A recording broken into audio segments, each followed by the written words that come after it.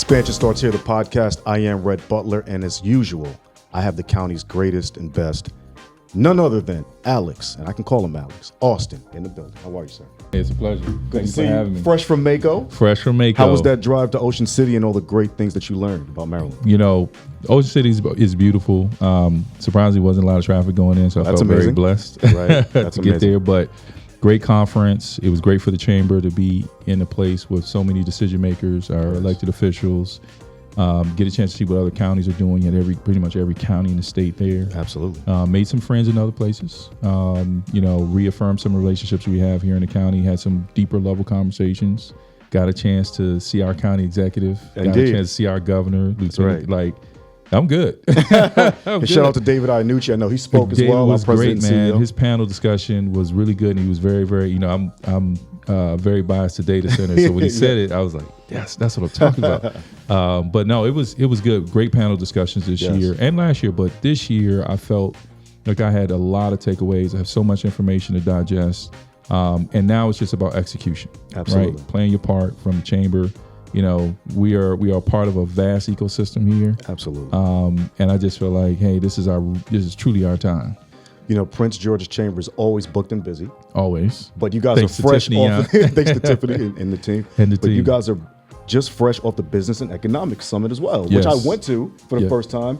I believe you were in the NOAA building. Yes, the National Association, the National Oceanic Atmospheric Agency. I get it. First of all, amazing building. Isn't it amazing? I didn't even realize it was there. I heard a lot of people say that, and the fact that you even exposed that venue to folks showed another jewel in the county. But talk about how amazing that was. And also, David, for being on that panel as well. That was great. That's right. Well. Also another panel discussion. Yes. So it was a great summit. It was the first kind of event that we've done where we've expanded the conversation. In the past, we've done economic development summits that have been kind of focused centrally around maybe development. In this case, we wanted to expand the conversation. We talked about AI. We had conversations from our state leaders, which again, David was on. He was great. With Secretary Anderson, Secretary Day.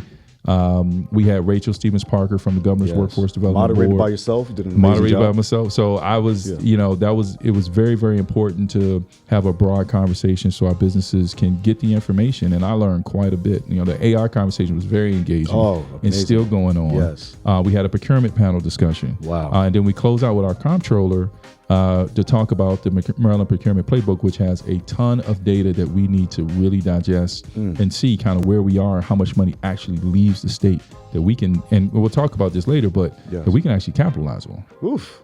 Amazing. Yeah, it's what a time. In the billions. In the billions. In the billions. And it's so funny we're talking about that during National Black Business Month, which is happening now in August. We've had a consortium of organizations, including the Chamber, Bi-County Business Roundtable, FSC First, and of course, Maryland Chamber of Commerce, Black Chamber of Commerce, Talk about Black businesses in the county and why are they so important to the economy of Prince George's County? Absolutely. So you have greater than 60% of the businesses in Prince George's County are minority-owned businesses. Wow. The population here, for a long time was heavily majority African-American. It is now, I think there's a kind of a shift in balance between heavily African-American, but when you say African-American or you say Black, there's a lot of cultural diversity. Yes, there's nuances. There's nuances. So it's domestic, it's West African, you have a strong Latino population, which is growing, right? Yes. Caribbean, it's all here. It's a melting pot. You have an Asian population here, and a lot of business owners doing some amazing things, providing goods and services to our county. So it's extremely important. And then, a good reflection of that is our school system too. Indeed. You can see, 40+% in the school system. Those are future business owners, wow.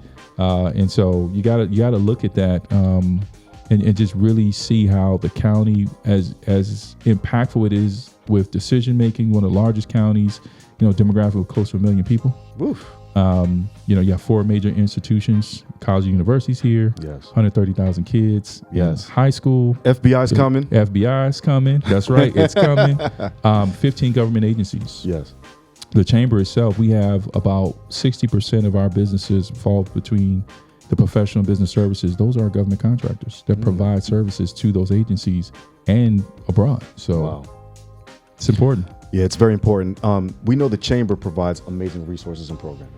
Can you talk about a little bit of the resources and programming you provide to Black business owners that they should know about? Absolutely. So, when we say people think about the chamber, they say, well, what does a chamber do, right? That's always the question. Yeah. So chamber primarily does three things, right? We network, we advocate, we educate. Okay. Networking is providing opportunities for connectivity, large corporations, small businesses, medium-sized companies, connectivity to our elected officials, to financing, access to capital.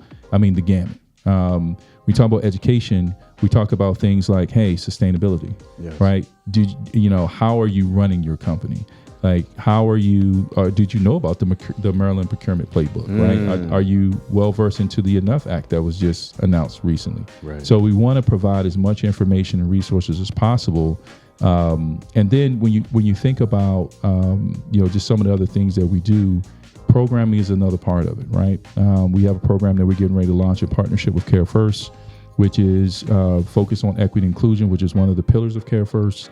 And the goal of that is private procurement opportunities. Like we talked about federal, that's right? We talked about state, but the billions with the B in private procurement are endless. Wow. Right? And so when you think about the 22,000 businesses that are registered in Prince George's County, a good portion of those are large corporations who have a procurement initiative focused on or DBEs, not MBEs, but DBEs. Sure. How are we connecting those businesses to those large corporations? So, our partners at Care First have said, hey, we want to do something in the community, something that's impactful. And I think we have an opportunity over the next 24 months to now create these cohorts where we're connecting these small businesses to these opportunities. Absolutely. That's the other thing.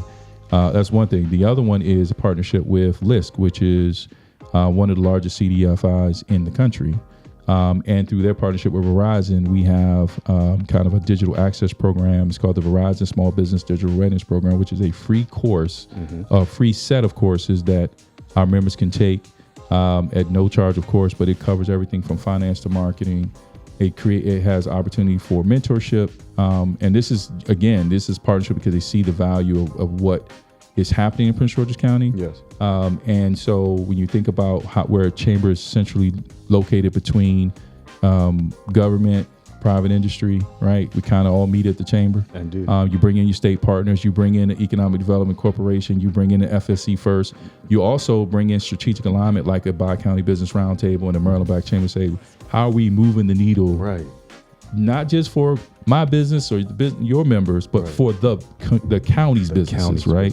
And so that is really what chambers are really meant to do is, and this is just my belief, to be a bridge where everyone connects at the chamber. That's right. Yeah. So, and it's amazing because that bridge connects an ecosystem as well that you just aptly described. Absolutely. So amazing, and the fact that everyone works together, like we're doing for National Black Business Month. That's the goal, right? Because we're strength is in numbers. Absolutely. I've had conversations with my counterparts about our messaging and what are some things we're focused on, and I think we're in alignment in terms of. Everybody wants the businesses in Prince George's County to move forward, right? That's amazing. And so I think leadership at the top is moving us forward. So we got to catch up with them, right? Because they're moving. That's right. So I'm very, very happy to just be in this place and time where there's so much positive movement, and just even started tonight in Chicago. You got two elected officials from Maryland. That's right. Yeah, it's huge. So we got to be moving. We got to be moving. So.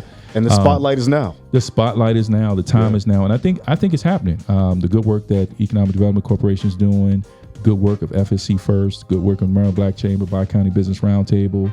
Like we're all really moving. So now let's bring it all together. Indeed. And get these 22,000 businesses and be number one, not just in the state, but in the country in terms of the place to do business. Last year, PGCEDC, we celebrated 40 years. 40 years. And I was there too. You were there. Yeah, I was there. And I'll be there this year too. This year, if I'm not mistaken, you guys are celebrating 100 years. 100 years. 100 years. That is a phenomenal accomplishment. October 5th. Wow. Yeah, at the Gaylord National Harbor, kicking off around 5:30. I hope so. I need you guys. I taled to David. I said, listen. We made sure our gala was far away from yours because we understand the importance of that day and that moment.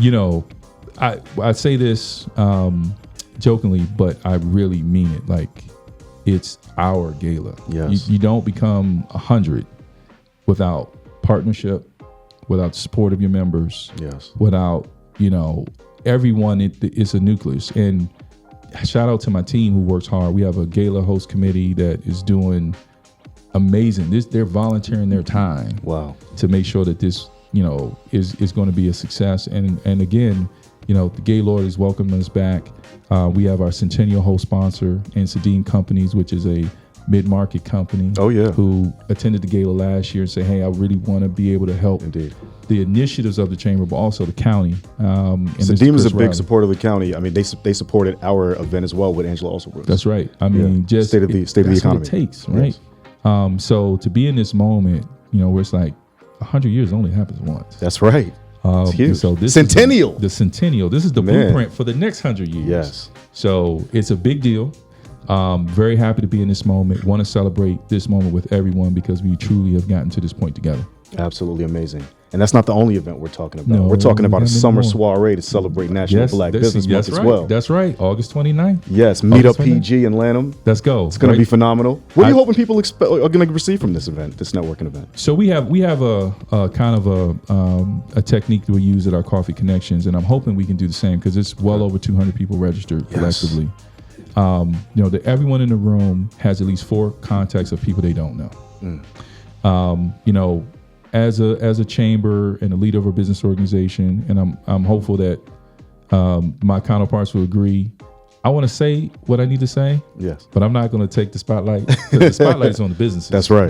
This is their moment to have connectivity, and then from this, I'm hoping that deals get done. Activity, like, hey, who's winning contracts? Who's partnering? Who's joint venturing? Right? Who's maybe finding opportunities or better ways to be at the top of their game? Right? There's mentors that are going to be found in this, or proteges that are going to be found in this. There's contracts that are probably going to be awarded. Right? So I'm going to go and welcome everyone, say hello, thank my counterparts for just their partnership and their investment, and just try my best to make sure that everyone gets connected. And watch the magic. And that's it. Deals will be made. Deals will be, and you got to think about that. Love this. You're going to go to an event for 2.5 hours, and it could change your life. Woof. In Prince George's County. In Prince George's County. It's it could change your life. Our title of our show is Expansion Starts Here. In your opinion, why does expansion starts here for Black businesses, especially in Prince George's County, Maryland? One, so I say this, right? I travel a lot. I go to a lot of conferences. I go to a lot of economic development conferences, chamber conferences, business conferences. There is no place in America like Prince George's County. I will stand on it. You have leadership at every level, right, that are minority, people of color at every level. Yes, whether you're Black, Latino, Hispanic, people of color. When I go to other places, diversity, equity, inclusion is still a topic. We live in it. That's right. By default, we live in it, and it is our responsibility to maximize this while we have it. And so when I say, my belief in expansion starts here, it's the very fabric of everything that's Prince George's County. You got to come here because there's access to capital, geographic location, 550 square miles. The average age in Prince George's County is 38 years old.